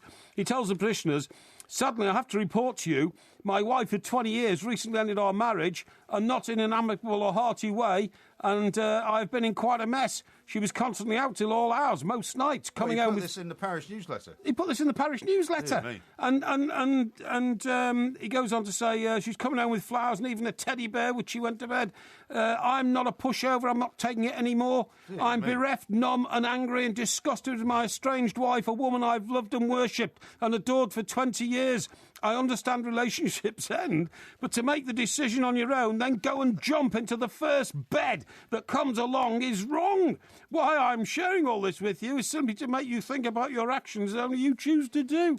Anyway, as soon as the bishop, or whatever his name was, found this in the local parish magazine, he ordered the parish magazine to be pulped, which is normally only something you do with a magazine. He's a man on the edge. Yeah, exactly. It's something you normally only do when you publish a magazine which has got a massive, great libel in it, and you've got to get rid of it Not quick. a very good idea. Now, let me read you a couple of tweets out here. Phil has tweeted this at the two mics. So, Mr. Parry has a bad heart, so he can't have spicy food. But fish and chips twice and 3 bottles of wine in a day is perfectly fine. Well, do you know what? It was, because it's very nourishing food, fish. It's very good for you. Very good for you. Yeah, but not if it's deep fried. I mean, it could be better for you. Let's put it that way. No, they've won awards for their food, this lot, and it's not a thick batter or anything. It's like lightly coated, and it is very good. It's still deep fried, though. Sorry? It's still deep fried. Well, I'm not sure if it is deep fried. Now, here's one that will remind you of something. This is from Roy, who says the best fish and chips this side of the pond, because he's over in America, is the old King's Head in Santa Monica, a place where we used to go regularly. Oh, absolutely, whenever we were out there. Yeah. And I think it's still there as well, he says. Oh, it is still there? He says it's close to Whitby fish and chips as you'll ever get. Yeah, they go to... all the lads go there to watch the football. Talking about the old King's Head, that is... There's another old King's Head in Lower Bridge Street in Chester, and for some bizarre... That's why I said everything in Chester's called King something. Well, no, this is mad, isn't it? This is true. This is true. It must have royal antecedents. Right. But some chap who used to live near where I live now in Surrey said he left 16 years ago and took up residency in Chester. Yeah. So it's reversed to me, and he's a regular TalkSport listener, so I hope you've listened to this, pal, and thanks very much for your notes. So he sent me a picture of the old King's Head after he heard my story the other night, which I told you, about my sister working as a part-time barmaid in the old King's Head and giving me free beer all day right through the school holidays. Shocking. Remember? Yeah, I remember that. And you also said that you used to get free Wimpies from her as well. I did. No, free ones from my other sister who worked in the Wimpy bar, you know. And this resonated with him, and he sent me the pictures, and it looks exactly the same now. It's a sort of half-timbered medieval building, you know. Well, people do remember the stuff you say, which sometimes is good and sometimes not so good. Chris says that he's listening at the Shangri-La in Penang to the show, and he says, I might go back to the room and write some letters to my enemies. Yeah, but hang on, I was in the Shangri-La in Singapore. Well, it doesn't matter, it's still a Shangri-La, and he may have the same notepaper. Hang on, where's Penang's in China, isn't it? Penang, yeah, I think so. Yeah, well, it's not the same country, is it? Well, why can't he write letters to his enemies from the writing table there? Well, he can, but I tell you what, I wouldn't go around writing enemy letters in China. Dangerous place to write enemy letters, in my view. Really? Isn't China a remarkable country? Because you know exactly what happened, don't you? If you're a student of the world economic balance over the last 50 years, when we gave... It's all about the iron ore there, isn't it? Eh? It's all about the iron ore. Well, they get their iron ore from Australia, as you well know. Right. And in fact, did you know that the two biggest mineral supply companies in the world are both in Australia? Are they? One is called BHP Hilton or something, and the other one, something like that. Yeah, not the hotel, something else, you know. But anyway, the point of the story is, so when we eventually left Hong Kong and we all saluted on the Royal Britannia Royal Yacht. Well, most of us were. I was saluting as I saw the pictures on television. You were like Benny Hill saluting. No, I was saluting because I thought it's the end of the empire and all that kind of stuff, you know. Then we thought that Hong Kong will now be consumed into this massive communist dictatorship and all essence of the West and Britain will be crushed. Yeah. In fact, it happened completely the other way around. Right. The Chinese came in across the bridge from the mainland, looked at Hong Kong and thought, this is good. We need more of this. And then... Not as such, though. Yeah. Not when they had elections. Yeah. Oh, yeah. And then they went back to the mainland and said, right, I think we should build most of our country like Hong Kong. By the way. Don't worry about the time. I'm telling you about the development of China. That's why you've got Shanghai today. Yeah. That's why you've got what used to be Peking, which is now Beijing. That's why you've got some of the biggest cities in the world. Yeah, I know Penang's in Malaysia. And that's why it was an economic miracle in reverse. Excellent. Amazing. Absolutely amazing. This is Talk Sport. We are the Two Mikes. Look at the light! Don't forget to follow the Two Mikes at the Two Mikes on Twitter and on YouTube. Just look for Two Mikes TV. What if Scotland were playing Wales? Who would you support then? Probably Wales. Hey? Probably Wales. Why? Well, Wales are on the border of the city that I was born in, which is Chester. Sort of almost Welsh, really. No, I'm not almost Welsh. I'm almost Welsh, but I know a lot of Welsh people who are very nice and, you know. So you have to start talking like one. Well, they all come from Wales, and there's Jones the milk and Jones the bread, and... Parry's a Welsh name, isn't it? Parry is a Welsh. If you love the Two Mikes podcast, you'll love the live show. Weekday overnights from 1am on DAB Digital Radio and 1089 and 1053 AM and via the TalkSport app. TalkSport, your Premier League station with exclusive commentaries every weekend. What an absolute corker! TalkSport.